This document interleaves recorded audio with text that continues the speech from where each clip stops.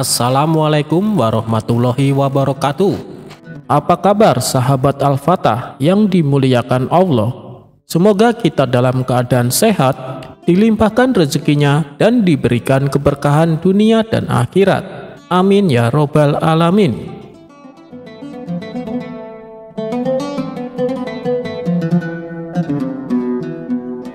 Bermula Baginda Raja duduk santai di singgasananya. Datang seorang kepala dusun atau biasa disebut kadus menghadap. Ia mengadukan masalah yang menimpa di kampungnya. Ampun Paduka yang mulia, hamba mohon pertolongan, ucap sang kadus. Apa yang menimpa kampungmu? Tanya Baginda Raja. Begini Paduka yang mulia, di kampung kami sering diganggu jin jahat, ujar sang kadus. Apa yang membuat jin mengganggu? Tanya Baginda Raja penasaran. Paduka, kampung kami kekayaan alamnya berlimpah. Hampir tiap musim panen kami banyak keuntungan, jawab si kadus. Baginda Raja bingung. Apa hubungannya? Masa gara-gara kampung subur, jin mengganggu kalian? Tanya Baginda Raja. Jin itu mengaku berkat jasa dia kampung kami jadi subur. Karenanya tiap musim panen ia minta tumbal gadis. Bila tak dipenuhi, ia akan menghancurkan desa kami, jelas sang kadus.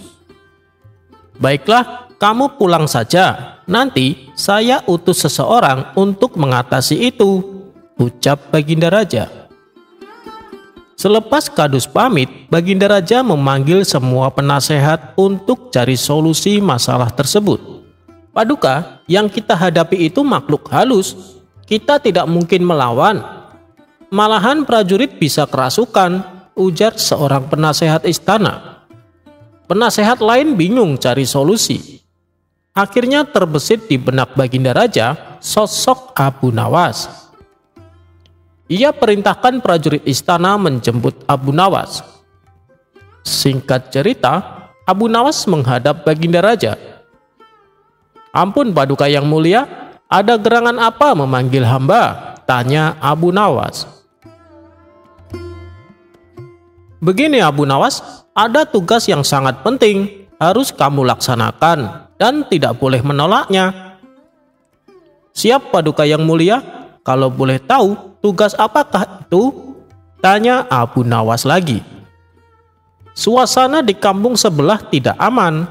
Ada jin yang suka mengganggu warga kampung itu. Saya perintahkan kamu selesaikan masalah itu, beber Baginda Raja. Abu Nawas kaget bukan main. Maksud Paduka, hamba disuruh menaklukkan jin jahat itu? Tanya Abu Nawas. Benar Abu Nawas, aku tahu kamu pasti bisa mengalahkannya, ujar Baginda Raja. Raut muka ketakutan dan gemeteran terlihat pada diri Abu Nawas. Ampun Paduka, apa Paduka tak salah orang? Saya kira Paduka keliru, sebab saya bukan orang sakti, kata Abu Nawas. Wahai Abu Nawas, aku tahu kamu tidak hebat, bukan sakti, tapi dengan akal cerdikmu, aku yakin kamu bisa mengalahkan jin jahat itu, ucap Baginda Raja. Abu Nawas terpaksa menerima tugas tersebut, karena jika menolak, ia bisa dihukum berat. Keesokan harinya, berangkatlah dia ke kampung yang dimaksud. Setibanya di sana, ia disambut oleh kadus. Apakah Anda utusan Baginda Raja? Tanya sang kadus. Iya, saya utusan Baginda Raja, jawab Abu Nawas. Sang kadus lalu menceritakan tentang sosok jin yang sering mengganggu itu, termasuk meminta tumbal gadis saat musim panen tiba. Setelah mendengar seksama, Abu Nawas bertanya, apakah di antara warga yang ada pernah melihat wujud jin itu? Dan salah satu warga menjawab, saya pernah melihatnya. Abu Nawas kemudian kembali bertanya, bagaimana wujudnya? tubuhnya tinggi, dan rambutnya dikuncir di antara kepalanya yang botak. Seketika Abu Nawas tahu itu jin ibrit. Aku harus cari cara mengalahkan jin ibrit ini, pikir Abu Nawas. Setelah berpikir, muncul ide cemerlang. Apakah Tuan sanggup menghadapinya? Tanya Kadus kepada Abu Nawas. Tenang, jin ibrit itu pasti bertekuk lutut. Dia hanya menggertak. Pasti ada wanita yang sedang dia sukai, kata Abu Nawas. Aku akan menulis surat tantangan, dan saya minta tolong suratku ini diberikan kepada jin ibrit, perintah Abu Nawas kepada Kadus. Abu Nawas membuat surat tantangan dan memberikan ke Kadus untuk disampaikan kepada jin ibrit. Setelah surat itu diberikan, jin ibrit marah-marah. Dia berjanji akan membunuh siapa saja yang berani menantangnya. Sambil menunggu waktu pertandingan, Abu Nawas membuat sandal besar yang tingginya 40 meter. Ketika sandal selesai dibuat, ia letakkan di tengah lapangan tanding. Saat yang ditentukan pun tiba. Jin yang menahan emosi pergi ke lapangan untuk menghancurkan orang yang menantangnya, dan dengan suara yang menggelegar, "Mana lelaki yang berani menantangku? Keluarlah, akan kuhancurkan tubuhnya," ucapnya. Para warga pun berlarian meninggalkan lapangan karena takut jadi sasaran amukan jin ibrit itu. Lalu muncullah Abu Nawas ke lapangan untuk menghadapi jin ibrit itu. "Oh, jadi kamu Abu Nawas yang berani menantangku? Apa kamu bosan hidup? Ayo kita bertarung," tantang jin ibrit. "Anda salah orang, saya muridnya Abu Nawas," kata Abu Nawas berpura-pura. "Cepat panggil gurumu untuk bertarung," perintah jin ibrit. "Jangan khawatir, guruku pasti kemari. Aku disuruh ambil sandal guruku. Kemarin sehabis latihan sandalnya tertinggal," balas Abu Nawas sambil menunjukkan sandal besar yang hampir menutupi separuh lapangan. "Itu sandalnya Abu Nawas?" tanya jin ibrit. "Benar. Kenapa?" "Tapi saya tidak kuat mengangkatnya. Maukah kau membantuku membawa sandal itu?" pinta Abu Nawas melihat sandal besar itu. Jin ibrit itu terdiam. Dia berpikir, sandalnya saja sebesar lapangan, bagaimana orangnya? Jin ibrit mulai ketakutan. "Atau saya panggil guru datang langsung? Kalau saya ditanya sandalnya, saya beralasan kamu menghalangi saya untuk mengambil sandalnya," ujar Abu Nawas. Jangan, lebih baik aku pergi sekarang, dan aku tidak akan pernah mengganggu desa ini lagi," balas jin ibrit yang segera menghilang karena ketakutan. Sejak saat itu, kampung tersebut kembali aman dari gangguan jin ibrit.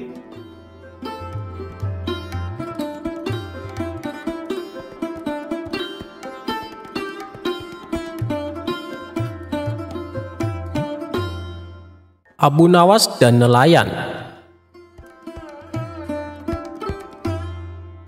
Pada suatu hari, di majelis tempat Abu Nawas mengajar, murid-muridnya tampak serius mendengarkan nasihat yang disampaikan oleh Abu Nawas. "Janganlah di antara kalian sampai berbuat zalim kepada siapapun, karena perbuatan tersebut nantinya justru akan membuat kita celaka," tutur Abu Nawas. Kemudian Abu Nawas menceritakan sebuah kisah tentang seorang raja zalim dengan seorang nelayan. Suatu hari si nelayan pergi ke laut untuk mencari ikan.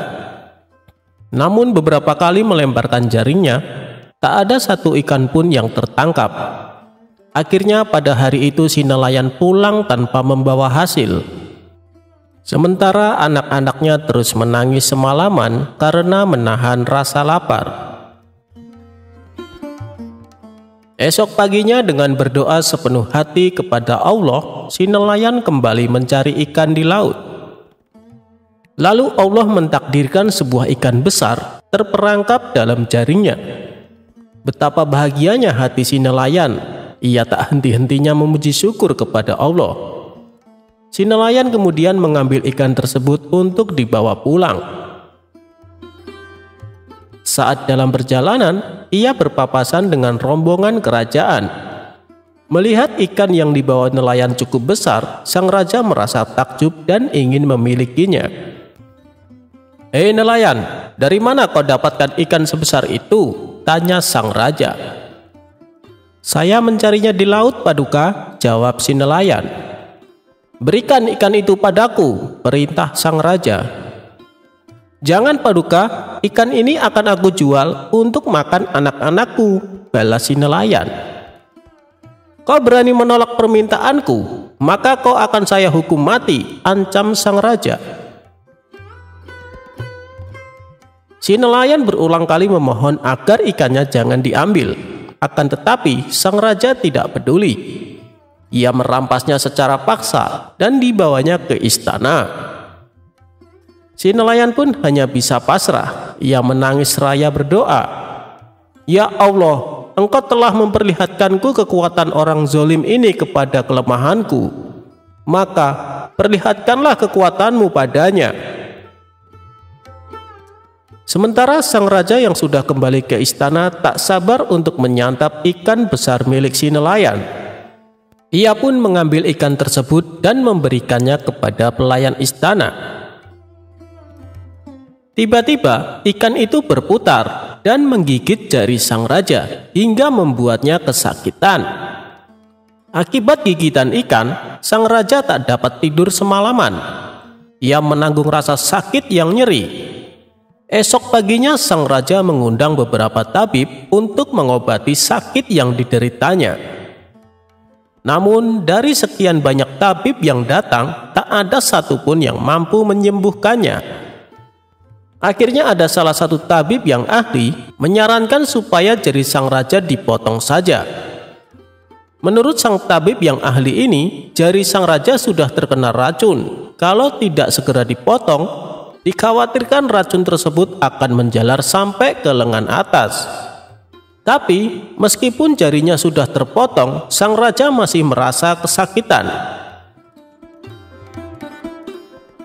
"Paduka yang mulia, sepertinya racun ikan sudah menjalar.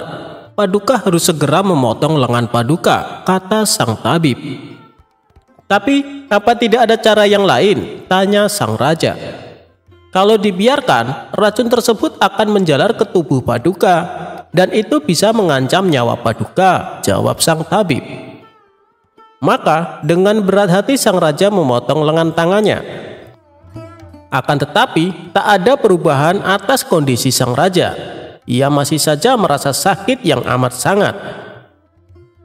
Melihat kondisi yang aneh dialami sang raja, membuat sang tabib merasa heran. Harusnya Paduka sudah tidak merasakan sakit, tapi kenapa masih belum sembuh juga, pikir sang tabib. Kemudian dengan berhati-hati sang tabib bertanya, "Maaf Paduka yang mulia, kejadian yang dialami Paduka sungguh tidak wajar. Kalau boleh hamba tahu, dari mana Paduka mendapatkan ikan tersebut?" Sang raja pun menceritakan bahwa ikan yang didapat hasil dari merampas seorang nelayan. Mendengar hal itu, sang tabib lalu menyarankan kepada sang raja, "Lebih baik Paduka pergi dan cari dia dan minta maaflah padanya agar ia menghalalkan ikan yang Paduka rampas. Dengan begitu, maka tidak akan ada lagi anggota tubuh Paduka yang dipotong." Setelah mendengar saran tersebut, sang raja segera mencari keberadaan si nelayan. Dengan bantuan para pejabat dan pengawal istana, akhirnya rumah si nelayan berhasil ditemukan. Sang raja pun langsung menemuinya untuk meminta maaf dan meminta agar diikhlaskan ikan yang telah ia rampas. Dengan hati yang tulus, nelayan itu memaafkannya. Sejak saat itu, sakit yang dialami sang raja berangsur-angsur sembuh, meskipun ia harus kehilangan salah satu tangannya. Dan untuk menebus kesalahannya, kebutuhan ekonomi keluarga si nelayan dijamin sepenuhnya oleh sang raja. Sang raja pun berjanji tidak akan pernah lagi berbuat zalim kepada rakyatnya. Setelah selesai menceritakan kisah Raja Zalim dan seorang nelayan, Abu Nawas menutupnya dengan sebuah nasihat. Itulah kenapa kita dilarang berbuat zalim kepada siapapun. Karena pada akhirnya justru kita yang akan menderita, tutur Abu Nawas kepada murid-muridnya.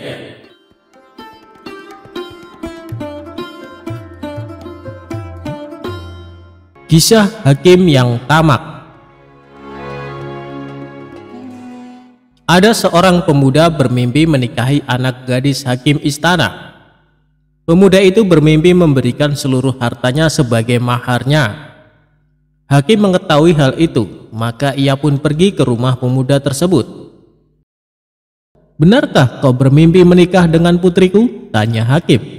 "Iya, benar. Bahkan aku bermimpi memberikan semua hartaku sebagai maharnya," balas pemuda itu. "Aku kesini untuk mengambil mahar itu. Sekarang kau pergilah dari rumah ini," seru hakim. Pemuda itu sangat sedih, ia tak bisa melawan seorang hakim. Pemuda itu kini menjadi seorang gelandangan. Ia bertemu dengan perempuan tua yang miskin. Pemuda itu lalu menceritakan masalahnya. "Sekarang aku menjadi gelandangan karena mimpi itu," ujar si pemuda. "Aku akan membantumu mengembalikan hartamu. Hakim istana sudah berbuat semena-mena terhadapmu. Ia harus diberi pelajaran," ujar perempuan tua itu. Perempuan tua itu lalu mengajak pemuda itu ke rumah Abu Nawas. Ia ingin meminta nasihat dari Abu Nawas.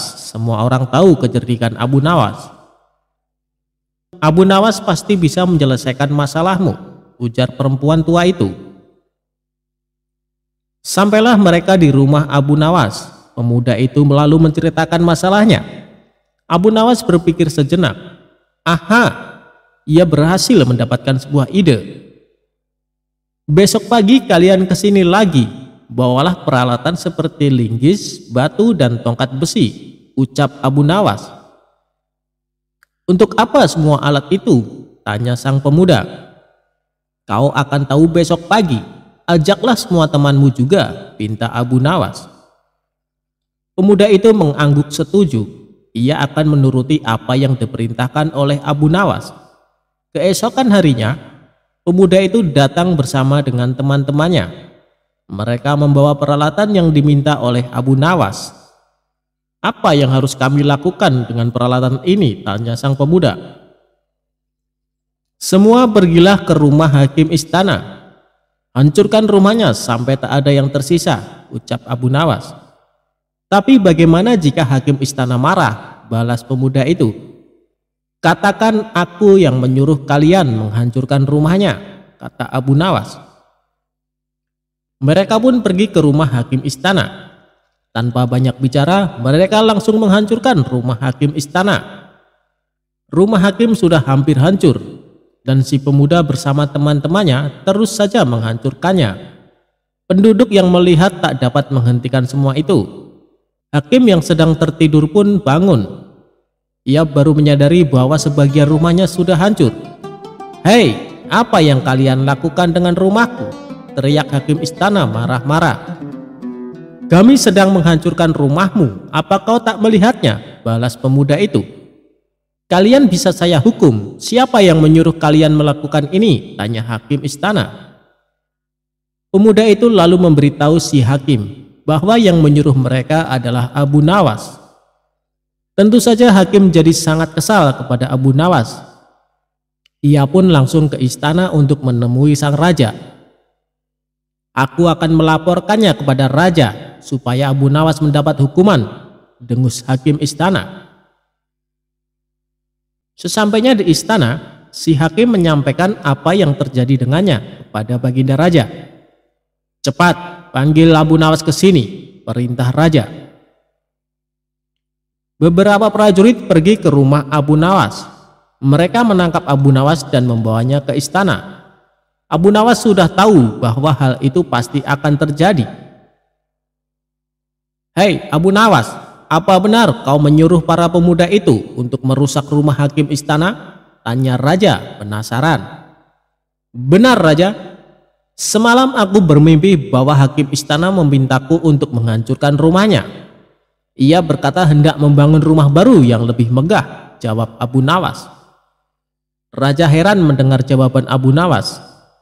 Mimpi adalah bunga tidur, tapi kenapa dia melaksanakannya dalam kehidupan nyata?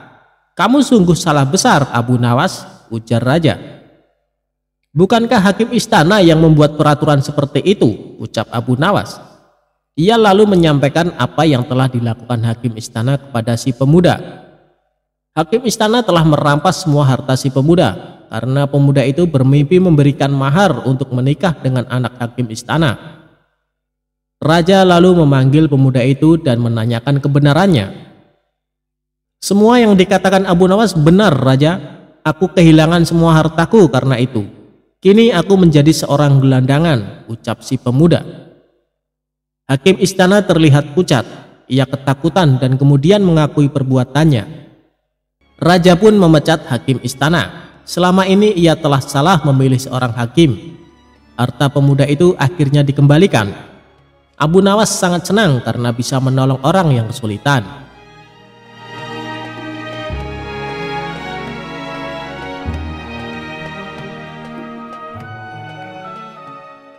Abu Nawas mendapat hadiah gajah.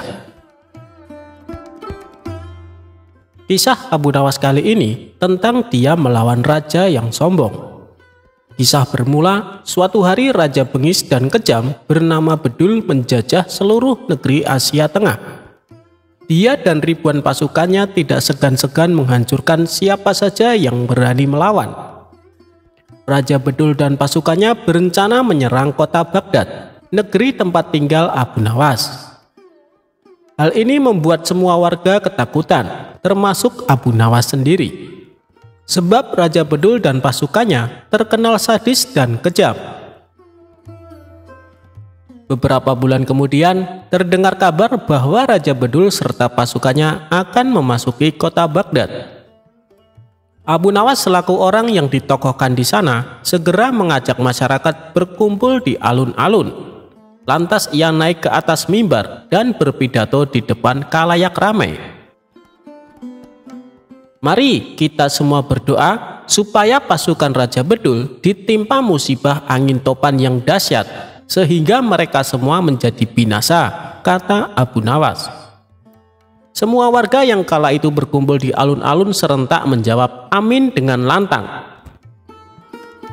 Tiba-tiba seorang pria berdiri dan bertanya kepada Abu Nawas, "Apakah engkau pernah melihat tentara Raja Bedul?" "Belum pernah, dan aku juga belum pernah melihatmu sebelumnya. Sepertinya kau bukan orang sini," jawab Abu Nawas. "Benar, aku memang bukan orang sini, karena aku adalah panglima tentara Raja Bedul," ujar orang itu. Sontak Abu Nawas terkejut, begitu pula penduduk kota. Mereka tidak menyangka bahwa pasukan Raja Bedul sudah memasuki daerahnya. Tapi dengan tenang, Abu Nawas melanjutkan pidatonya. "Mari kita berdoa sekali lagi, kali ini untuk jenazah kita." Mendengar hal itu, membuat panglima tentara Raja Bedul menjadi heran. "Kenapa berdoa untuk jenazahmu sendiri? Dasar bodoh. Orang mati itu didoakan oleh orang yang hidup," ujarnya. "Tuan benar, tapi bukankah kami semua akan mati diserang pasukan Tuan? Sedangkan kami tidak tahu apakah akan ada di antara kami yang masih hidup untuk mendoakan jenazah kami. Jadi selagi kami masih hidup, kami berdoa untuk jenazah kami nanti," balas Abu Nawas. Panglima tentara Raja Bedul tertawa terpingkal-pingkal mendengar kelucuan Abu Nawas. Dia mengatakan bahwa dirinya dan pasukannya tidak akan menyerang negeri Abu Nawas, justru sebaliknya akan memberikan hadiah seekor gajah. Para penduduk pun lega mendengarnya. Mereka berterima kasih kepada Abu Nawas karena telah menyelamatkan. Namun, permasalahan lain pun muncul. Kehadiran gajah tersebut membuat penduduk desa resah sebab memakan banyak hasil panen. Penduduk negeri pun mengadukan ini kepada Abu Nawas. "Bagaimana ini Abu Nawas? Apa yang harus kita lakukan? Kita tidak mungkin membunuh atau menjual gajah itu kan? Bisa-bisa Panglima Tentara Raja Bedul akan murka, tutur salah seorang warga. Mereka semua menyalahkan Abu Nawas dan menuntut agar mengembalikan hadiah itu. Aku setuju dengan usul kalian, tapi dengan satu syarat, kalian harus menemaniku saat menghadap sang Panglima, ujar Abu Nawas. Para penduduk desa pun sepakat dengan keputusan Abu Nawas. Sesampainya di sana, ada ribuan pasukan yang sedang berkumpul dan terdapat ratusan tenda berdiri di tengah lapangan. Abu Nawas sempat dicegah oleh salah satu prajurit, tapi akhirnya diperbolehkan menghadap Panglima. Tanpa Abu Nawas sadari, ternyata penduduk desa yang menemani memilih kabur meninggalkannya. Mereka takut dibunuh bila sampai usulannya membuat Panglima menjadi marah dan murka. Lalu nahasnya lagi, saat itu Panglima sedang dalam suasana hati yang buruk. "Mau apa datang kemari?" bentak Panglima. "Ini tentang gajah yang Tuan berikan," jawab Abu Nawas gemeteran. "Memangnya kenapa? Apakah hadiahku tidak berguna?" tanya Panglima. Abu Nawas menjadi ketakutan. Ia lalu menengok ke belakang dan ternyata penduduk telah meninggalkan dirinya. Dikarenakan merasa dibohongi, Abu Nawas pun menjadi jengkel. Ia lalu memikirkan jalan keluar sekaligus balas dendam kepada penduduk negerinya yang meninggalkannya. Kira-kira jawaban apa yang harus ia katakan supaya Panglima Tentara Raja Bedul tidak marah? Akhirnya Abu Nawas pun menemukan ide cerdas. "Begini Tuan, hamba perhatikan gajah pemberian Tuan terlihat sedih. Mungkin karena tidak ada pasangannya. Apakah Tuan punya gajah betina untuk dijadikan pasangannya?" ucap Abu Nawas. "Oh itu, baiklah, sekarang juga akan aku kirim gajah betinanya," jawab Panglima. Abu Nawas kemudian undur diri pamit pulang. Dia pun pulang dengan senang karena mendapat hadiah lagi seekor gajah. Ini dia menjadi punya 2 gajah.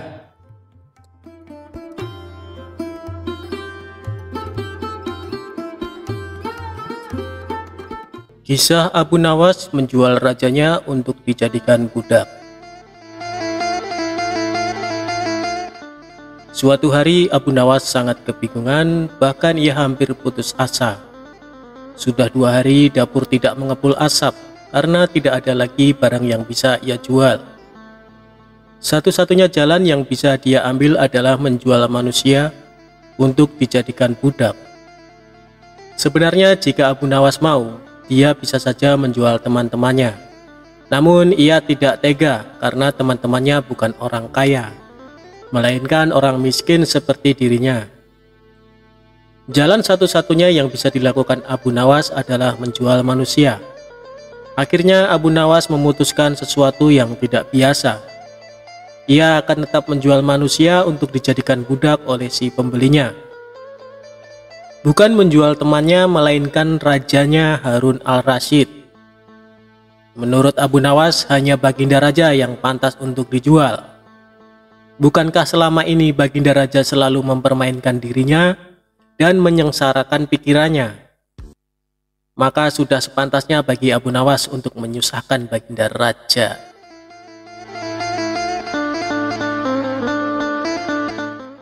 Abu Nawas mencari cara agar bisa menjual Baginda Raja Harun al-Rasyid. Ia pun mendapat ide dan menjumpai sang raja. "Ada sesuatu yang amat menarik yang akan hamba sampaikan hanya kepada Paduka yang mulia," ucap Abu Nawas. "Apa itu wahai Abu Nawas?" tanya Baginda langsung tertarik. "Sesuatu yang hamba yakin belum pernah terlintas di dalam benak Paduka yang mulia," kata Abu Nawas meyakinkan.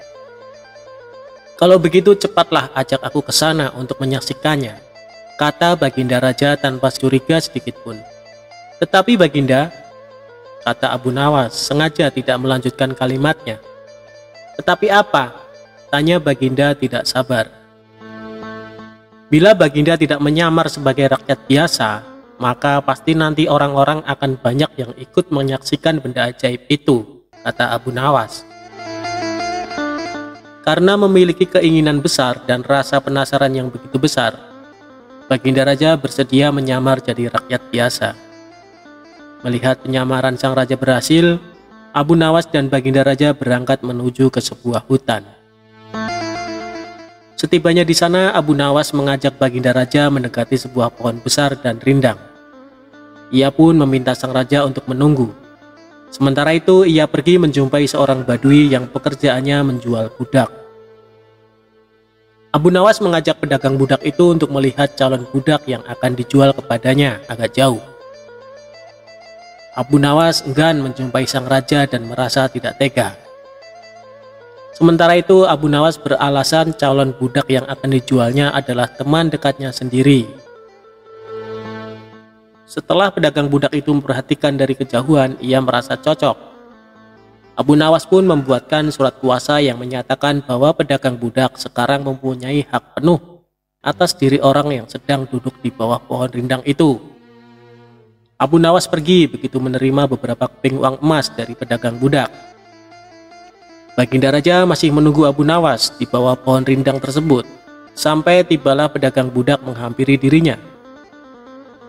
Baginda Raja merasa heran, mengapa Abu Nawas tidak juga muncul, dan mengapa ada orang lain selain dirinya dan Abu Nawas.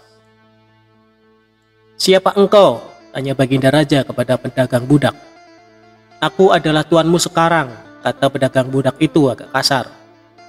Tentu saja pedagang budak itu tidak mengenali Baginda Raja Harun al-Rasyid dalam pakaian yang amat sederhana. "Apa maksud perkataanmu tadi?" tanya Baginda Raja dengan wajah merah padam. "Abu Nawas telah menjual engkau kepadaku, dan inilah surat kuasa yang baru dibuatnya," kata pedagang budak dengan kasar. "Abu Nawas menjual diriku kepadamu?" kata Baginda makin murka. "Ya," bentak pedagang budak. "Tahukah engkau siapa aku ini sebenarnya?" tanya Baginda geram. "Tidak, dan itu tidak perlu," kata pedagang budak seenaknya. Lalu ia menyeret budak barunya ke belakang rumah. Sultan Harun al-Rasyid diberi parang dan diperintahkan untuk membelah kayu. Baginda Raja merasa heran dengan semua yang diperintahkan. Ia melihat begitu banyak tumpukan kayu di belakang rumah Badui itu, sehingga memandangnya saja Sultan Harun al-Rasyid sudah merasa ngeri, apalagi harus mengerjakannya. "Ayo kerjakan," perintah si pedagang budak. Meski ia merasa kebingungan dengan semua, Sultan Harun al-Rasyid mencoba untuk melakukan perintah dari tuan barunya. Sultan Harun al-Rasyid secara perlahan memegang kayu dan mencoba membelahnya. Namun si Badui melihat cara Sultan Harun al-Rasyid memegang parang merasa aneh. "Kau ini bagaimana? Bagian parang yang tumpul kau arahkan ke kayu. Sungguh bodoh sekali." Sultan Harun al-Rasyid mencoba membalik parang hingga bagian yang tajam terarah ke kayu. Ia mencoba membelah, namun tetap saja pekerjaannya terasa aneh dan kaku bagi si Badui. "Oh, beginikah derita orang-orang miskin mencari sesuap nasi? Harus bekerja keras lebih dahulu. Wah, lama-lama aku tak tahan juga," gumam Sultan Harun al-Rasyid. Si Badui menatap Sultan Harun al-Rasyid dengan pandangan heran, dan lama-lama menjadi marah. Ia merasa rugi barusan membeli budak yang bodoh. "Hei Badui, cukup semua ini, aku tak tahan." "Kurang ajar, kau budakku, harus patuh kepadaku," kata Badui itu sembari memukul sang raja. Tentu saja raja yang tak pernah diperlakukan kasar itu menjerit keras saat dipukul kayu.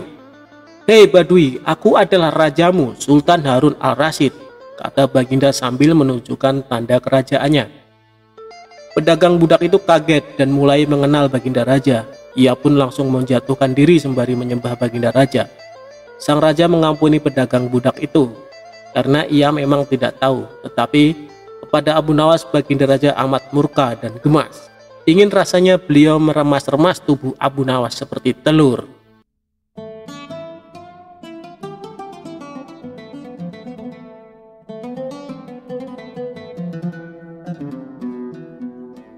Dalam dunia sufi dikenal tokoh Abu Nawas atau disebut juga Abu Nuwas. Tokoh yang satu ini dikenal dengan kecerdasan dan kecerdikannya dalam memecahkan segala masalah. Tak jarang, sejumlah orang sering terpedaya dengan pola pikir Abu Nawas. Salah satunya adalah Baginda Raja. Salah satu cerita yang masyhur adalah Baginda Raja menantang Abu Nawas dalam suatu perlombaan. Ajang lomba itu adalah tenda siapa yang paling ramai dan paling banyak dikunjungi oleh pengunjung, maka dialah yang menang. Tidak dijelaskan alasan Baginda Raja mengapa menantang Abu Nawas untuk lomba tersebut. Bisa jadi Baginda Raja sangat senang dengan kecerdikan Abu Nawas dalam menyelesaikan tantangan. Singkat cerita, tantangan disetujui di tempat alun-alun kerajaan dan waktu pun sudah ditentukan. Aturannya adalah tenda siapa yang paling ramai dikunjungi orang mulai pukul 12 siang hingga pukul 12 malam. Bukan hal yang sulit bagi Baginda Raja untuk membuat tendanya ramai dikunjungi. Sejak dimulainya perlombaan, tenda Baginda Raja sudah ramai dikunjungi warga. Bagaimana tidak, selain tendanya besar, di dalam tenda juga disediakan hiburan serta aneka makanan dan minuman. Siapapun yang datang ke tenda tersebut sudah pasti terhibur dan konsumsi tercukupi. Berbeda dengan tenda milik Abu Nawas. Selain tendanya kecil, tidak sebesar milik Baginda Raja, di tempat itu juga tidak ada hiburan apalagi makanan. Namun, Abu Nawas terlihat tenang sembari duduk-duduk di dalam tenda tersebut. Menurutnya, waktu perlombaan masih panjang. Tenang saja, waktu masih panjang, gumam Abu Nawas sembari melihat keramaian di tenda milik Baginda Raja. Sejumlah warga yang datang ke tenda Baginda Raja sudah mengira bahwa Abu Nawas akan kalah dalam perlombaan ini. Terlebih lagi, semakin malam jumlah warga yang mendatangi tenda Baginda Raja semakin banyak dan semakin banyak. Abu Nawas masih terlihat duduk-duduk santai dan tenang. Nyaris tidak ada upaya apapun agar tendanya ramai dikunjungi warga. Hingga sekitar jam 12 malam kurang 5 menit, Abu Nawas mulai beraksi. Tenda miliknya tiba-tiba terbakar. Api yang membakar tenda tersebut menjulang ke angkasa. Kontan saja warga yang hadir di tenda milik Baginda Raja pun berteriak, "Tenda Abu Nawas terbakar! Tenda Abu Nawas terbakar!" teriak warga. Warga yang penasaran semburat keluar dari tenda Baginda Raja. Ada yang penasaran dan datang melihat hingga ada yang membawa air untuk memadamkan api. Tak ketinggalan, Baginda Raja pun ikut mendatangi tenda Abu Nawas. Nah, pas pukul 12 malam, semua orang yang ada di tenda Baginda Raja berpindah ke lokasi kebakaran. Tak ketinggalan Baginda Raja pun datang ke lokasi. "Nah, saya yang menang kan yang mulia? Lihat, semua orang termasuk Anda pun datang ke tenda saya tepat pukul 12 malam, ujar Abu Nawas sembari tersenyum penuh kemenangan. Rupanya kebakaran itu disengaja oleh Abu Nawas untuk menarik perhatian orang-orang yang ada di tenda Baginda Raja. Termasuk Baginda Raja juga terkecoh untuk datang ke tenda Abu Nawas. Lagi-lagi Abu Nawas berhasil mengalahkan tantangan dari Baginda Raja. Baginda Raja pun hanya bisa geleng-geleng sembari mengakui kecerdikan Abu Nawas.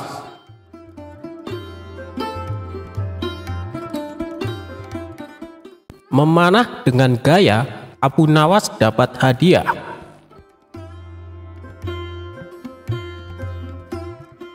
Baginda Raja tak henti-hentinya mengerjai Abu Nawas. Namun ia selalu lolos dari perangkapnya. Yang ada malah Baginda Raja sendiri yang menanggung kekalahan. Kalaupun beradu otak, pasti Abu Nawas yang akan menang. Dan Raja tahu betul kecerdasan dan kecerdikan Abu Nawas. Namun Raja tak mau menyerah. Ia kembali hendak menguji kecerdikan dan kecerdasan Abu Nawas. Kali ini Baginda Raja mempunyai ide untuk mengalahkan Abu Nawas, yaitu dengan mengajaknya lomba memanah. Karena lomba tersebut yang dibutuhkan adalah keahlian, bukan kecerdasan otak. Maka dipanggillah Abu Nawas ke istana. Singkat cerita, datanglah Abu Nawas menghadap Baginda Raja. "Ada gerangan apa Paduka memanggil hamba?" tanya Abu Nawas. Jadi begini, aku akan menantangmu untuk lomba memanah Abu Nawas. Apa kamu berani? Tanya Baginda Raja. "Tapi Paduka, saya kan tidak pandai memanah," jawab Abu Nawas. "Jangan khawatir Abu Nawas, kalau kamu berhasil, kamu akan mendapatkan hadiah yang besar," rayu Baginda Raja. Mendengar iming-iming hadiah besar membuat Abu Nawas tergiur. "Baik Paduka, saya ikut," saut Abu Nawas. "Nah, begitu dong. Tapi lomba ini ada peraturannya Abu Nawas. Kamu hanya boleh memanah 1 kali dan harus tepat mengenai sasaran. Kalau kamu berhasil, kamu akan membawa hadiah besar. Tapi kalau kamu gagal, kamu harus pulang dengan jalan merangkak," jelas Baginda Raja. "Waduh, saya masuk perangkap sang raja lagi nih. Sudah tahu kalau saya tidak pandai memanah, tapi dipaksa ikut lomba memanah," batin Abu Nawas dalam hati. Di saat Abu Nawas kebingungan, Baginda Raja berkata, "Hei Abu Nawas, kenapa kamu bingung? Ada hadiah besar menantimu. Ayo kita mulai saja permainannya," ajak Baginda Raja. Kemudian Baginda Raja dan Abu Nawas berjalan ke tengah lapangan. Giliran pertama adalah Baginda Raja. Ia mengambil busur dan anak panah. Dengan penuh perhitungan, Baginda Raja melesatkan anak panahnya. Bidikannya hampir tepat mengenai sasaran. Anak panah tersebut menancap di pinggiran sasaran. Sekarang tibalah giliran Abu Nawas. Ia pun berpikir keras agar lepas dari jebakan sang raja. Dengan hati berdebar, Abu Nawas mengambil busur dan anak panah. Otaknya terus berputar mencari cara supaya dirinya tidak dipermalukan oleh sang raja. Akhirnya, dengan memantapkan hati, Abu Nawas mulai membidik sasaran. Saat ia memanah, sudah bisa ditebak anak panah melesat jauh dari sasaran. Melihat itu, Baginda Raja pun tertawa. "Kamu kalah Abu Nawas, aku yang menang," teriaknya kegirangan. Namun dengan kecerdikannya, Abu Nawas berkata, "Tunggu dulu Paduka, itu tadi saya sedang mencontohkan gaya memanah Tuan Menteri," ujarnya. Abu Nawas lalu kembali mengambil anak panah. Ia membidiknya dan mulai memanah untuk kedua kalinya. Namun anak panah masih juga meleset jauh dari sasaran. Tapi sebelum Baginda berteriak kegirangan, Abu Nawas menyela duluan. "Demikianlah gaya Tuan Wali Kota memanah," sahutnya. Baginda Raja menjadi tidak sabar dengan aksi Abu Nawas ini. Ia pun berteriak, "Hei Abu Nawas, mana gaya memanahmu?" Dengan santainya Abu Nawas menjawab, "Tenang Paduka yang mulia, gaya hamba tentu lebih baik." Abu Nawas lalu kembali mengambil sebuah anak panah. Ia membidik dan mulai memanah. Untuk ketiga kalinya, anak panahnya melesat makin jauh dari sasaran. Abu Nawas kembali berteriak, "Itu tadi gaya Tuan Hakim memanah." Mendengar itu, Baginda Raja semakin emosi dibuatnya. "Wahai Abu Nawas, yang aku minta gaya memanahmu, bukan gaya orang lain," bentak Baginda Raja. Abu Nawas nyaris putus asa, tapi tetap menunjukkan wajah lucunya. Ini adalah tembakannya untuk yang keempat. Abu Nawas mengambil anak panah dan mulai membidik. Beruntung baginya karena kali ini anak panah secara kebetulan melesat mengenai sasaran. Anak panah menancap di tengah-tengah sasaran, sedangkan anak panah Baginda hanya di pinggiran saja. Abu Nawas pun berteriak dengan kencang, "Inilah gaya Abu Nawas memanah yang mulia. Untuk itu saya tunggu hadiah dari Paduka Raja," kata Abu Nawas kegirangan. Melihat kecerdikan Abu Nawas, sang raja pun tak henti-hentinya tertawa. "Kamu memang cerdik Abu Nawas," kata Baginda Raja sambil menyerahkan hadiahnya. Berkat kecerdikan Abu Nawas, kesempatan memanah yang seharusnya hanya 1 kali bisa menjadi 4 kali.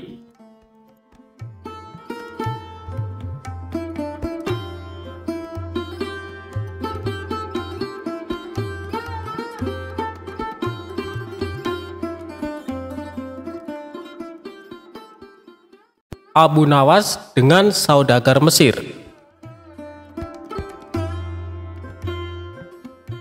Diceritakan, suatu hari terdapat seorang saudagar dari Mesir yang datang ke kota Baghdad. Ia membawa berbagai macam barang dagangan yang tak lama seluruh dagangannya pun habis terjual. Sehingga saudagar tersebut berkemas untuk pulang ke negaranya. Namun, karena belum mendapat tumpangan kapal yang siap berlabuh, maka ia terpaksa untuk tinggal beberapa hari di Baghdad. Sembari menunggu labuhnya kapal, sang saudagar pun sedikit bersenang-senang menikmati keindahan kota Baghdad. Pada suatu malam, sang saudagar bermimpi menikahi seorang gadis anak dari penghulu. Dalam mimpi tersebut, ia juga telah memberikan seserahan perkawinan kepada pengantin wanita. Keesokan harinya ia lantas menceritakan mimpinya kepada teman-temannya yang lambat laun. Cerita tersebut terdengar di seluruh penjuru kota Baghdad, hingga terdengarlah di telinga sang penghulu Baghdad. Setelah mendengar kabar yang tersebar luas tersebut, maka sang penghulu cepat-cepat mendatangi saudagar Mesir dan bertanya,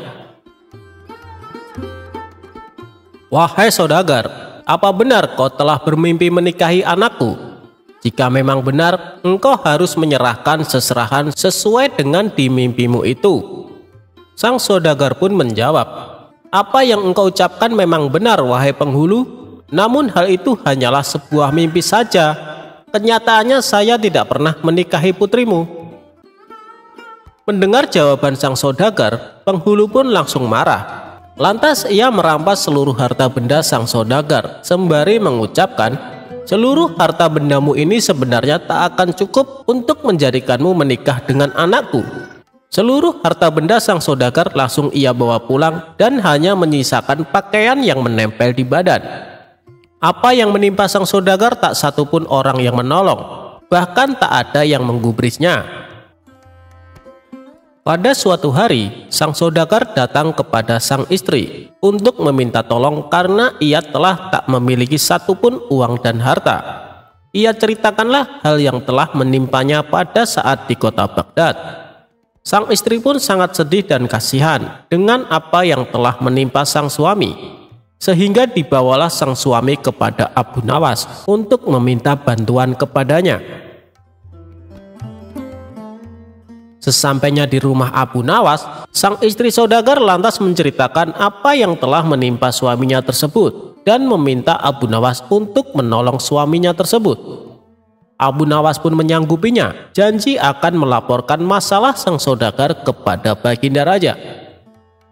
Setelah istri saudagar kembali pulang ke rumahnya, Abu Nawas menyiapkan rencana dengan menyuruh semua murid-muridnya, "Wahai semua muridku, kalian pulanglah ke rumah masing-masing untuk mengambil pacul, linggis, dan lain-lainnya.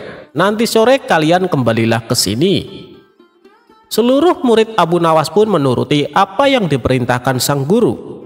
Mereka berbondong-bondong pulang ke rumah masing-masing.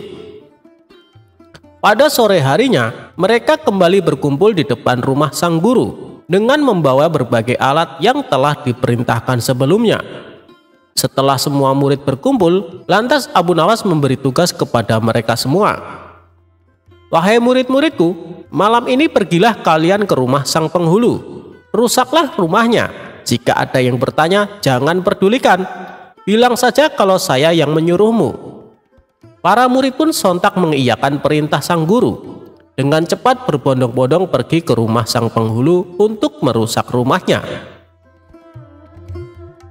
Singkat cerita, sementara sang penghulu sedang tidur di rumahnya, terdengar riuh yang membuat sang penghulu kaget terbangun dari tidurnya. Melihat rumahnya telah dirusak oleh sekawanan orang, ia pun marah dan bertanya, "Siapa yang menyuruh kalian menghancurkan rumahku ini?" Salah satu murid Abu Nawas pun menjawab, "Yang menyuruh kita yakni tak lain adalah guru kami Abu Nawas." Mendengar jawaban dari seorang itu, sang penghulu pun menjadi marah dan akan melaporkan kasus ini kepada sang raja. Keesokan pagi harinya, sang penghulu menghadap sang raja guna meminta pertanggungjawaban dari Abu Nawas yang telah menyuruh para muridnya untuk merusak rumahnya. Abu Nawas pun dipanggillah oleh raja. Tak berselang lama, Abu Nawas pun menghadap raja bersama dengan sang saudagar Mesir. "Hai Abu Nawas, apa yang telah engkau perbuat? Berani-beraninya kau menyuruh para muridmu untuk merusak rumah sang penghulu Baghdad," ucap baginda raja. "Wahai tuanku, alasan mengapa saya telah berbuat seperti itu sesungguhnya karena perbuatan yang telah penghulu lakukan. Semalam saya perintahkan para murid hamba untuk merusak rumah penghulu. Hal tersebut hamba lakukan sebab sang penghulu telah melakukan perbuatan seperti itu juga." Jadi begini baginda yang mulia, sang penghulu mendengar kabar ada seorang saudagar dari Mesir yang bermimpi telah menikahi anak sang penghulu serta telah memberikan seserahan kepada penghulu. Sang penghulu pun mendengar cerita tersebut, lantas menemui sang saudagar dan merampas semua harta bendanya. Mendengar cerita dari Abu Nawas, sang raja pun kaget dan segera memecat sang penghulu dari jabatannya. Harta yang telah dirampas pun kemudian dikembalikan kepada sang saudagar Mesir.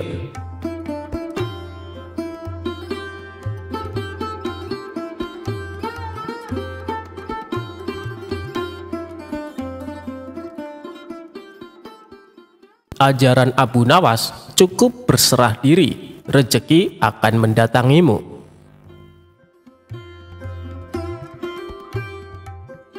Suatu hari, baginda raja mengundang sejumlah ulama untuk berkumpul di istana. Tentu saja termasuk Abu Nawas.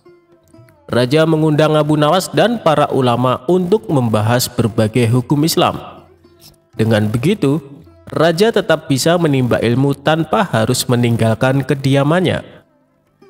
Ulama fikih menyampaikan keilmuan seputar halal haram dalam hukum agama Islam.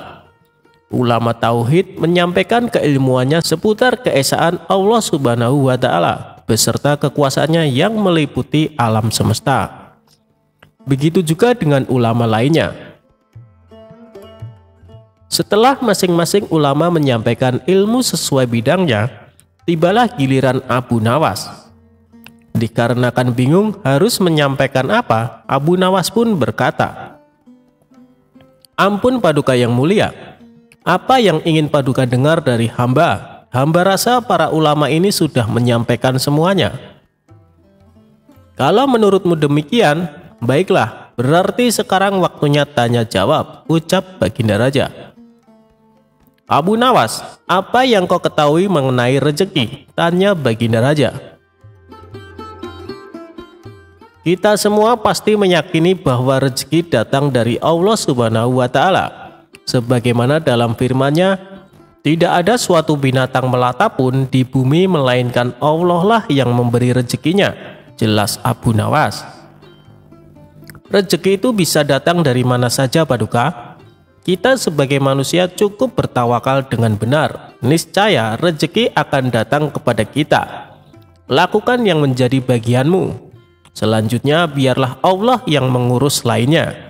Ini berdasarkan hadis Nabi yang berbunyi, "Andai kalian bertawakal kepada Allah sebenar-benar tawakal, niscaya Allah akan memberikan rezeki kepada kalian sebagaimana Dia memberikan rezeki kepada burung yang pergi dalam keadaan lapar, lalu pulang dalam keadaan kenyang," papar Abu Nawas.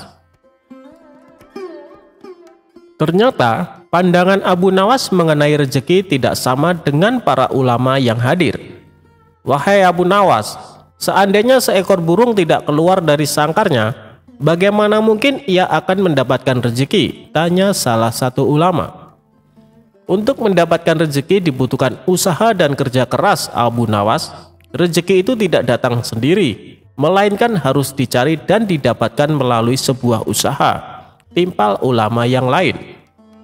Tapi Abu Nawas bersikukuh dengan pendapatnya, sehingga terjadilah sedikit perdebatan di antara mereka. Tidak ingin debat berkepanjangan, Abu Nawas lalu berkata, "Begini saja, besok kita berkumpul lagi di sini dan buktikan pendapat kalian di hadapan Paduka Raja." Para ulama itu pun sepakat dengan tawaran Abu Nawas tersebut. Abu Nawas dan para ulama kemudian pamit kepada Baginda Raja meninggalkan istana. Setelah berpamitan kepada Baginda Raja, Abu Nawas pun segera pulang ke rumahnya, sebab ia harus mengajar murid-muridnya. Sementara para ulama tersebut sibuk mencari cara untuk membuktikan pendapat mereka. Sampai pada akhirnya saat berjalan pulang menyusuri sebuah desa, para ulama melihat penduduk setempat sedang panen buah kurma. Kemudian terbesitlah niatnya untuk membantu warga tersebut. Setelah selesai dengan pekerjaannya, para ulama ini mendapat imbalan beberapa ikat buah kurma dari warga setempat. Mereka senang bukan main. Para ulama itu senang bukan karena mendapatkan kurma, tetapi memiliki alasan untuk menyampaikan kepada Abu Nawas dan Baginda Raja bahwa pendapat mereka soal rezeki adalah benar. Kita mendapatkan buah kurma karena berusaha dan bekerja, sedangkan Abu Nawas hanya diam di rumah. Mana mungkin dia mendapatkan kurma? Ini menunjukkan bahwa rezeki bisa didapat bila mencarinya dan bekerja. Jadi pendapat kita sudah benar. Besok kita bawa ini sebagai buktinya. Kita tunjukkan kepada Abu Nawas dan Baginda Raja, kata salah satu ulama kepada kawannya. Maka pada keesokan harinya para ulama ini datang ke istana. Sesampainya di sana, ternyata sudah ada Abu Nawas duduk di hadapan Baginda Raja. Melihat para ulama sudah datang, Baginda Raja segera menyambutnya. "Kemarilah, silakan duduk tuan-tuan," sambut Baginda Raja. Mereka lalu duduk bersebelahan dengan Abu Nawas. Salah satu ulama kemudian berkata, "Ampun Paduka yang mulia, sesuai dengan janji kami membawakan bukti atas pendapat kami. Kami rasa pendapat Abu Nawas kurang tepat. Justru pendapat kamilah yang lebih tepat." Mendengar hal itu, Baginda Raja pun bertanya, "Bukti apa yang kalian bawa?" Para ulama ini segera menunjukkan beberapa ikat buah kurma dan meletakkannya di hadapan Abu Nawas dan Baginda Raja. "Buah kurma ini kami dapatkan karena kemarin kami bekerja membantu warga panen kurma. Jadi mengenai pendapat Abu Nawas yang mengatakan seseorang cukup bertawakal dengan benar nanti rezeki akan datang sendiri, kami rasa pendapat tersebut kurang tepat Paduka. Pendapat kamilah yang lebih tepat, karena rezeki itu harus dicari. Seandainya kami tidak bekerja membantu warga, kurma ini tentu tidak akan sampai di tangan kami. Sedangkan Abu Nawas kemarin hanya berdiam diri di rumah. Apakah Abu Nawas mendapat kurma seperti kami? Tentu saja tidak Paduka, karena kemarin Abu Nawas tidak bekerja," kata ulama menjelaskan. "Yang kalian katakan itu benar sekali. Aku sependapat dengan kalian," sahut Baginda Raja. Mendengar itu, Abu Nawas hanya tersenyum serta mengambil kurma dan mencicipinya. Kemudian ia berkata, "Kemarin aku memang hanya di rumah seharian, karena aku harus mengerjakan tugasku sebagai guru, yaitu mengajar murid-muridku. Hari ini saat kalian bercerita tentang kurma, tiba-tiba saja saya jadi kepingin. Alhamdulillah kalian datang bukan hanya membawa ceritanya, tapi juga buah kurmanya untukku. Bukankah ini juga bagian dari rezeki yang datang tanpa sebab, seperti yang hamba ucapkan dulu Paduka? Cukup dengan tawakal yang benar kepada Allah, niscaya Allah akan memberikan rezeki. Lakukanlah yang menjadi tugasmu, selanjutnya biarlah Allah yang mengurus lainnya. Hamba melakukan tugas sebagai guru, lalu Allah mengirim kalian membawakan kurma untukku," ucap Abu Nawas tidak mau kalah. Mendengar penjelasan Abu Nawas, para ulama pun langsung tertawa satu sama lain. "Kamu memang cerdik, Abu Nawas," puji Baginda Raja. Sementara para ulama ini meskipun berbeda pendapat tidak saling menyalahkan dan membenarkan pendapatnya sendiri. Begitulah indahnya Islam, saling menghormati meskipun berbeda pendapat.